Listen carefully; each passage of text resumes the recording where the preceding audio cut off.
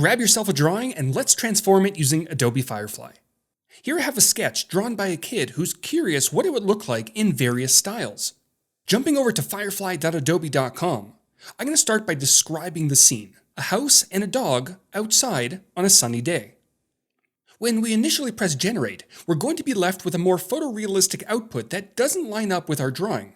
So hopping over to the panel, the content type can be switched over to art, aspect ratio to landscape. Then we'll want to dive into structure and load in our drawing. Since we want the output to follow the scene pretty closely, increasing the strength will do just that. Finally, seeing that this drawing is on the more basic side, let's start with the visual intensity at its lowest setting. Perfect. Generating again, we should find ourselves with an art piece that resembles the drawing we uploaded as the structure reference. From here, we can jump back into the prompt to experiment with all sorts of different styles.